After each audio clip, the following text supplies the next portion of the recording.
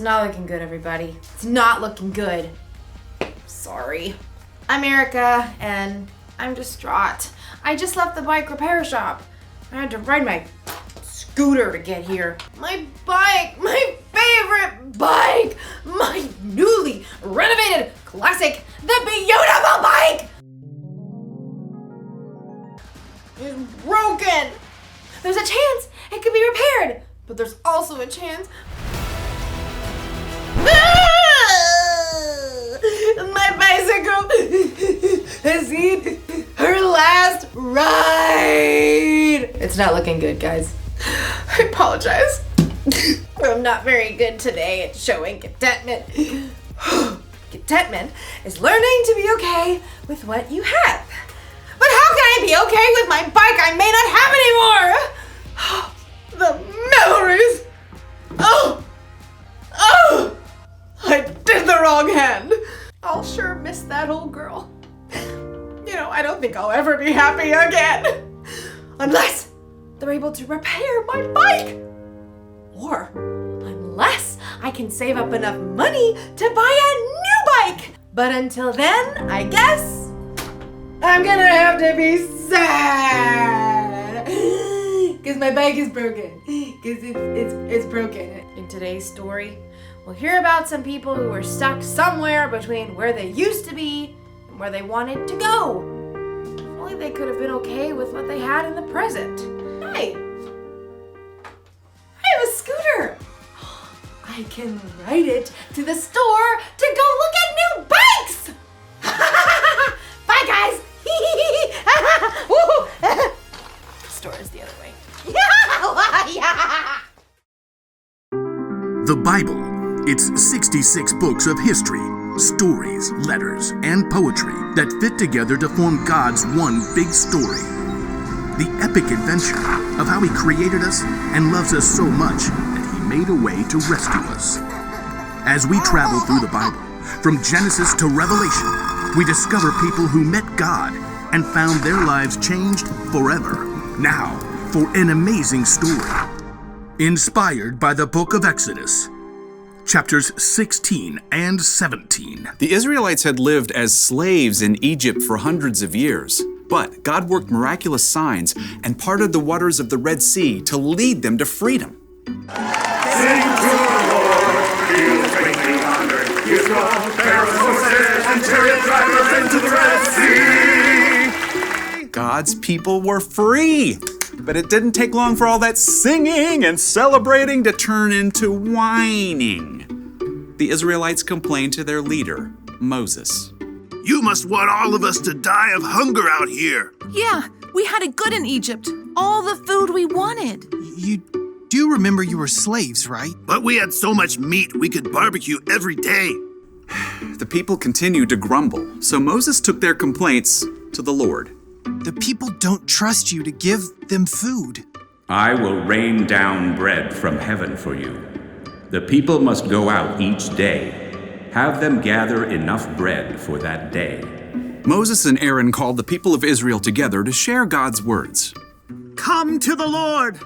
He has heard you speak against him. As Aaron spoke, the glory of the Lord appeared as a cloud in the desert. Once again, God spoke to Moses. Tell the people, when the sun goes down, you will eat meat. In the morning you will be filled with bread. Then you will know that I am the Lord your God. Moses and Aaron told the people everything that God had said. In the evening, you will know that the Lord brought you out of Egypt, and in the morning you will see the glory of the Lord. He will give you meat to eat in the evening. He'll give you all the bread you want in the morning. Ha! Seeing is believing. Then you should probably look over there. Whoa. A large flock of quail, more birds than anyone had ever seen, settled upon the camp like a twittering, fluttering ocean. Quail barbecue for dinner! That evening, everybody in the camp ate their fill. And in the morning, heavy dew settled on the ground. And as it dried, it left something behind. What's this? Looks like snow. Like what? The stuff that falls on mountaintops. Flaky, white, tastes like honey. This is manna. It's the bread the Lord has given you to eat. Gather only as much as you need for the day. What about tomorrow? Don't keep any of it until morning. God will give us what we need then. The Israelites gathered up the manna, sharing until each family had enough. Manna cakes, manna pudding, manna tostadas. Manna and quail pizza. Some people disobeyed God and tried to keep leftovers until the next day. Ew. But any manna kept overnight, filled with maggots. As long as the Israelites stayed in the desert, the Lord provided fresh manna for them to eat every single morning. Time to move camp. The Israelites soon moved to their next camp in Rephidim, and although manna was plentiful, fresh water was not. Seriously? I am so parched. Even though God had worked miracle upon miracle and provided food from nowhere, the Israelites still panicked. They turned on Moses once again.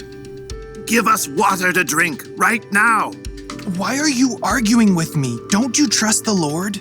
Why did you lead us out of Egypt? At least we had water there. Now we're all going to die of thirst. The Israelites were so angry, they actually picked up stones to throw at Moses. Frustrated, Moses cried out to the Lord. What am I going to do with these people? They're ready to kill me. Go out in front of the people. Take the walking stick you used when you struck the Nile River. I will stand there in front of you by the rock at Mount Horeb. Hit the rock, then water will come out of it. Thank you, Lord. Moses called the leaders and the people of Israel together. Come up with me to the rock at Mount Horeb. The huge rock overshadowed Moses as he walked beneath it, walking stick held high. Now see what God will do. Moses struck the rock. Immediately, God caused cold, clear water to gush from the rock, forming a rushing stream below. Not bad. Yeah, I guess it beats Egypt. For now. Over and over, God showed that He would care for His people. But still, the Israelites were tempted to long for what they had before, in spite of their newfound freedom.